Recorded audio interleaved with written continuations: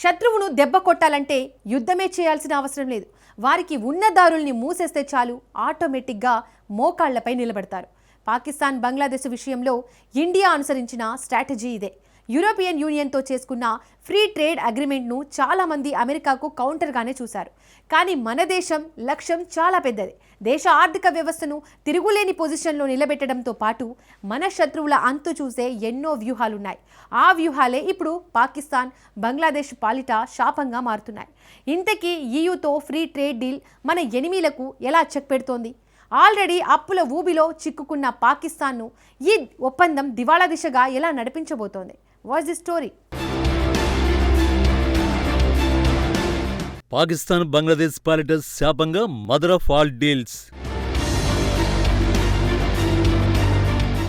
శత్రుదేశాలను సమయం చూసి దెబ్బకొట్టిన మోడీ సర్కార్. भारतीय ट्रेड डील पाक पत्राన్ని ఎలా శాసిస్తుంది? मैं भी और खामोशी के साथ फील्ड मार्शल हम कई ममालिक में गए और उनसे कहा कि IMF का प्रोग्राम है, ये हमारा एक्सटर्नल गैप है, आप इतने बिलियन डॉलर्स दे दें, आप इतने बिलियन डॉलर्स दे दें. मैं उन ममालिक का, उन दोस्त ममालिक का बेहद शुक्रगुजार हूँ कि जिन्होंने हमारी पजीराई की. लेकिन आप जानते हैं कि जब कोई किसी से मांगने जाता है तो अपने इज़्ज़त नफ्स के ऊपर वो उसकी कीमत उसको चुकानी पड़ती है, कॉम्प्रोमाइज़ करना पड़ता है. మది న్యూక్లియర్ పవర్ మేం తలుచుకుంటే వరల్డ్ మ్యాప్ లో భారత్ ఉండదు అన్న నోటితోనే షరీఫ్ ఏమన్నాడు తెలుసా? మిత్రదేశాల దగ్గరకు వెళ్లి అడుక్కోవలసిన పరిస్థితులు ఏర్పడ్డాయని. అవును, మిత్రదేశాలను అడుక్కోవడం తనకు సిగ్గుగా అనిపించిందని చెప్పాడు. ఆర్మీ చీఫ్ అసీం మునీర్తో కలిసి తాను రహస్యంగా చాలా దేశాలకు వెళ్లి అప్పులు అడిగినట్టు పబ్లిక్ గా చెప్పాడు. రుణాలు తీసుకోవడం ఆత్మగౌరవానికి పెద్ద దెబ్బ అని, డబ్బులిచ్చేవారు ఏం డిమాండ్ చేసినా అడ్డు చెప్పలేని పరిస్థితి ఉంటుందని గోడు వెళ్లబోసుకున్నాడు. దేశంలో నిరుద్యోగం, పేదరికం పెరిగిపోవడంపై షరీఫ్ ఆందోళన వ్యక్తం చేశాడు. పాకిస్తాన్ ఈ పరిస్థితికి కారణం వారి చేతకాని పాలన ఒక్కటి కాదు, భారత్ అనుసరిస్తున్న దౌత్యపరమైన వ్యూహాలు కూడా. అంతర్జాతీయ సమాజంలో పాకిస్తాన్ను ఏకాకిని చేయడంలో భారత్ సక్సెస్ అవబట్టే ఆ దేశానికి ఈ పరిస్థితులు. ఇటీవల యూరోపియన్ యూనియన్తో జరిగిన స్వేచ్ఛ వాణిజ్య ఒప్పందం కూడా అలాంటిదే. ఆ ఒప్పందం ఇప్పుడు పాకిస్తాన్ మరింత అగాధంలోకి నెట్టేయబోతోంది.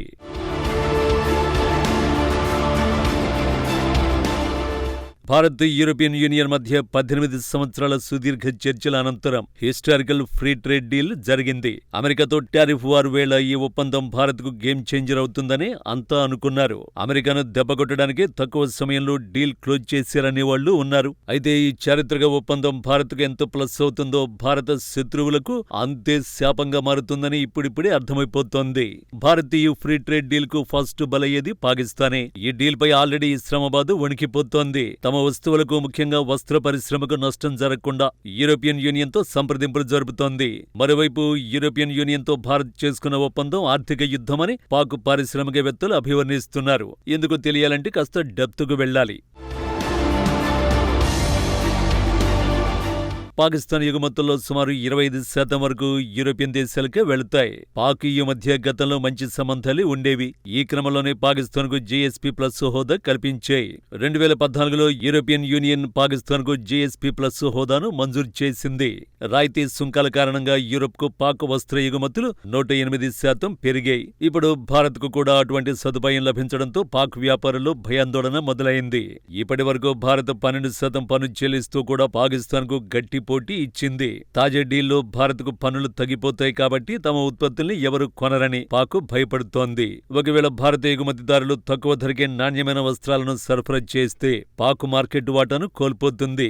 పాకిస్తాన్ తన జీఎస్పీ ప్లస్ హోదాను నిలబెట్టుకోవడానికి మానవ హక్కులు, కార్మిక చట్టాల వంటి కఠిన నిబంధనలు పాటించాలి. కానీ భారత్ యూరోపియన్ యూనియన్ మధ్య కుదిరిన ఒప్పందంలో అటువంటి నిబంధనలు చాలా తక్కువగా ఉన్నాయి. సో పాకిస్తాన్ ఎగుమతులకు చిక్కులు తప్పవు.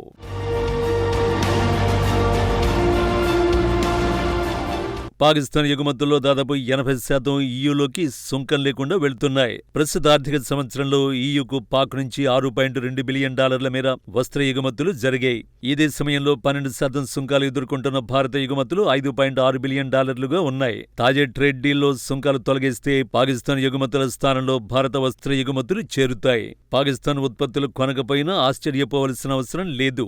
ఈ క్రమంలోనే భారత్ EU ఫ్రీ ట్రేడ్ అగ్రిమెంటును ఆర్థిక యుద్ధంగా ఆరోపిస్తున్నారు పాకిస్తాన్ పారిశ్రామికవేత్తలు.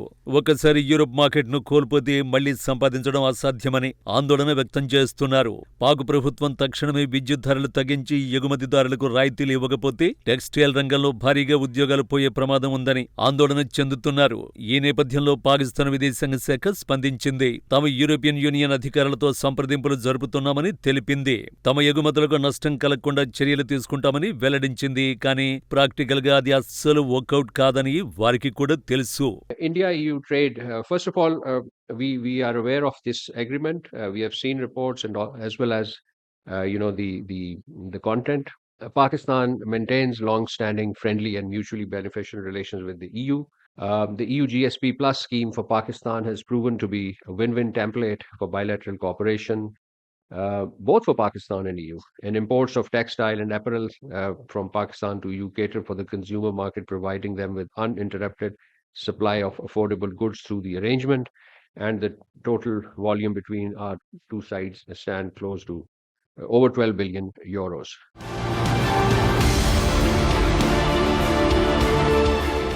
నిజానికి భారతీయ ట్రేడ్ డీల్ పాకిస్తాన్ కంటే బంగ్లాదేశ్ ని దారుణంగా దెబ్బకొట్టబోతోంది.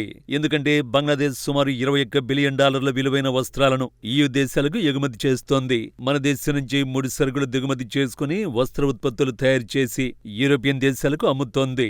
ఇలాంటి సమయంలో ఫ్రీ ట్రేడ్ అగ్రిమెంట్ జరగడం ఆ దేశానికి దెబ్బే. సింపుల్ గా చెప్పాలంటే యూరోపియన్ యూనియన్ తో భారత్ చేసుకున్న ఒప్పందం మన ఆర్థిక వ్యవస్థను తిరుగులేని స్థానంలో నిలబెట్టడంతో పాటు వ్యూహాత్మకంగా మన శత్రు దేశాలను ఆర్థికంగా కోలుకోలేని దెబ్బ కొడుతుందన్నమాట.